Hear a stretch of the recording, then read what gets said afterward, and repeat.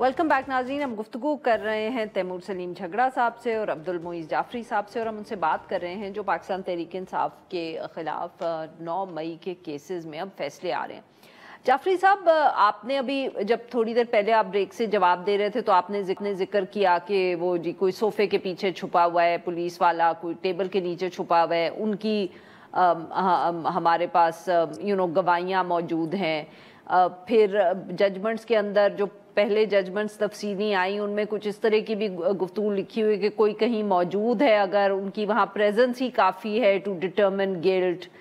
तो बहुत से लोग अब कुछ हंसते हैं, कुछ तनकीद करते हैं कि ये जजमेंट्स जो हैं ये बहुत कमज़ोर लिखी गई हैं। ये अभी लोगों का जिसको कहते हैं व्यू है, ऑब्वियसली फेयर कमेंट तो हर कोई कर सकता है जजमेंट्स के हवाले से। तो याद आती है सर एक नवाज शरीफ साहब के खिलाफ भी जो एक जजमेंट आई थी जिसमें उनको डिस्क्वालीफाई कर दिया, बट एक जुमला कहीं उस जजमेंट में लिखा था मगर करप्शन कहीं साबित नहीं हुई। सर ये ज़रा हमें समझाएं कि ये क्या हमारे मुल्क के अंदर जब ये जजमेंट्स लिखी जाती हैं तो सब जजमेंट्स में इस तरह के हमें दिलचस्प जुमले मिलते हैं, या ख़ास तौर पे ये जो पॉलिटिकल केसेस हैं इनमें इस तरह की चीज़ें ज़रा ज़्यादा होती हैं?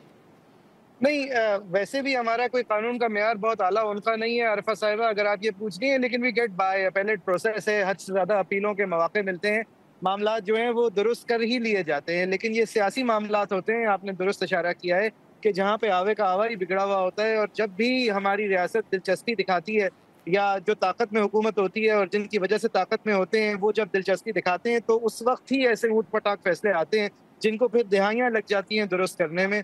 और ये आपने जो नवाज शरीफ साहब का इशारा दिया था, देखिए नवाज शरीफ साहब को 2 इल्ज़ाम लगे थे। एक तो ये कि उन्होंने करप्शन की है और दूसरा ये कि उनकी करप्शन साबित हो या ना हो, उनके पास जो असासाजात हैं वो उनकी नोन जो ज़राए हैं उनसे ज़्यादा हैं। ये भी एक जुर्म होता है, ये एक छोटा जुर्म है लेकिन जुर्म होता है। और इस इल्ज़ाम पे उनको वो क्योंकि जवाब नहीं दे पाए थे अपने असासाजात के हवाले से, तो उनको कन्विक्ट कर दिया गया था। अब वो कन्विक्शन कमज़ोर थी, उसको सुप्रीम कोर्ट से नहीं आना चाहिए था, उनको ट्रायल का हक मिलना चाहिए था। ये सारी बातें दुरुस्त हैं। लेकिन आप उसको इस तराजू पे इस तरह नहीं तोल सकती जो साकिब निसार साहब ने नवाज शरीफ साहब को हेड ऑफ द पार्टी से डिस्क्वालीफाई करके सेनेट की टिकट चुराए थे, आप उसको इस मेयार पे बिठा सकती हैं कि उस फैसले का आवे का आवा ही बिगड़ा हुआ था और सुप्रीम कोर्ट से आया था। तो अगर सुप्रीम कोर्ट में ऐसी चीजें हो सकती हैं तो फिर जरूर एटीसी तो फिर एक छोटी सी चीज है, वहां से तो अपेलेट प्रोसेसेस भी मौजूद है। नवाज शरीफ साहब को तो अपील भी नहीं मिली। बिल्कुल सही जी। तैमूर सलीम साहब, सर आप ये बताएं कि ये जो आज गौहर साहब ने बात की है कि अब आप लोग सोचेंगे कि पार्लियामेंट में बैठना है या नहीं बैठना, क्या ये सचमुच कोई संजीदगी से आपकी पार्टी में इस पे गुफ्तगू हुई है, या this is the first time somebody from the party has mentioned this? Because obviously बहुत से लोगों ने तो ये गुफ्तगू की है या ये बात की है कि क्या फ़ायदा है ऐसी पार्लियामेंट में बैठने का। मेरे ख्याल में पहली टाइम तो नहीं है, और मुझे बात करने में थोड़ी सी हिचकिचाहट इसलिए होती है क्योंकि मैं खुद पार्लियामेंट में नहीं हूँ। मेरे सीट का वाकया मुझे पता है, बल्कि आप सबको पता है, बल्कि मोइज़ तो उस पर काइंडली बोला भी था और उसने एक स्टडी की थी जिसमें किसी ने पीएचडी पेपर किया था कि जो मेरे रिजल्ट का पैटर्न है उसके चांसेस मैथमेटिक्स में 1 in a trillion, यानी 1000 अरब में से एक चांस से भी कम है। लेकिन ये गौर साहब को भी सोचना होगा कि जल्द वो इमरान खान से बात करें, और मेरी तो उनको ये भी तजवीज़ होगी कि इंटरनली भी ये बात करें, क्योंकि जिसको अंग्रेजी में बिजनेस एज यूजुअल कहते हैं ना, वो काम नहीं करेगा। चाहे हमें जो है वो जो भी ऑपोजिशन फोर्सेस हैं और जो भी हमारे आपस में इख्तलाफात रहे हैं और जो भी लोगों के गिले रहे हैं, मिसाल के तौर पे मोइज़ ने और अवाम पाकिस्तान पार्टी ने पीटीआई पे बहुत तनकीद की है, और मेरे ख्याल में हमें वो खुले दिल से एक्सेप्ट करनी चाहिए। लेकिन we have to be one in this struggle. इसी तरह जैसे हमें एक यूनाइटेड पॉलिटिकल फोर्स बनानी है, हमें जो है वो ये भी देखना है कि ये पार्लियामेंट में अंदर रह के हम निज़ाम को लेजिटिमाइज कर रहे हैं या हम पाकिस्तान की जमहूरियत की स्ट्रगल को जो है वो पार्लियामेंट के अंदर बेहतर लड़ सकते हैं। मैं फिलहाल अपनी राय इस पे नहीं देता, लेकिन ये सवाल जरूर बनता है। और इसी तरह जो हमारी खैबर पख्तूनख्वा की हुकूमत है उससे भी ये फैसला करना है और ये दिखाना है अवाम को कि क्या वो खैबर पख्तूनख्वा में हुकूमत और कुर्सी कुर्सी खेलने में ज्यादा जो है वो इंटरेस्टेड है, या जिस चीज के लिए हमें लोगों ने मैंडेट दिया है उसके लिए जो है वो स्ट्रगल करेगी। और हमें कुर्सी जो है वो प्यारी नहीं है, हमें इमरान खान की स्ट्रगल या पाकिस्तान की जमहूरियत की स्ट्रगल प्यारी है। ये सारे सवाल मैं सिर्फ जो है वो उठा रहा हूं क्योंकि मेरे ख्याल में ये लेजिटिमेट सवाल।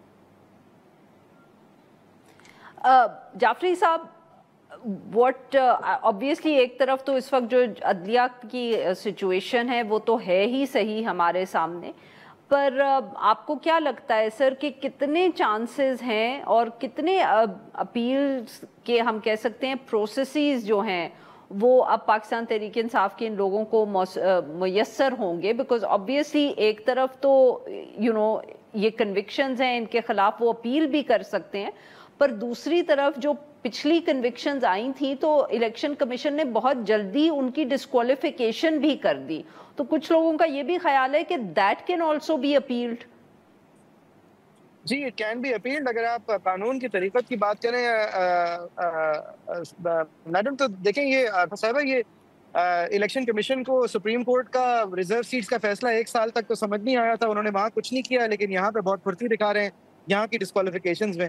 लेकिन कानूनी तौर पे ये डिस्क्वालिफिकेशन एटीसी की जो जजमेंट है इसको सस्पेंड करवाया जा सकता है, सेंटेंस सस्पेंड नहीं होती, लेकिन ये हाई कोर्ट में जाती हैं अपील में और वो ओवरटर्न भी हो सकती हैं। लेकिन बात ये नहीं है कि ये क्या होगा एंड में। देखिए, मैं चाहे जिस तरह का भी निज़ाम है, चाहे जितना भी ख़राब है, ये जब ये बाजी पलटेगी तो यही लोग वापस हमारे सर पे बैठे होंगे और जो नीचे पिस रहे होंगे वो इससे ज़्यादा बुरी तरीके से पिस रहे होंगे। अभी सोचना जो है वो ये नामुमकिन है, लेकिन ऐसे ही होगा क्योंकि पिछली 10 बार भी ऐसे ही हुआ है। और जब ऐसे होगा तो इनके सारे मामला जो है वो दुरुस्त हो जाएंगे, स्त्री हो जाएंगे और सारे जजेस जो है उनको खामियां नजर आ जाएंगी। लेकिन बात ये नहीं है, बात ये है कि जब वक्त है खामी ढूंढने का तो उस वक्त जस्टिस होना चाहिए। आज से 10 साल बाद इन सारे मामलात के ऊपर रफा दफा कर दिया जाए, सेंटेंसेस माफ कर दी जाए, दैट्स नॉट गुड इनफ।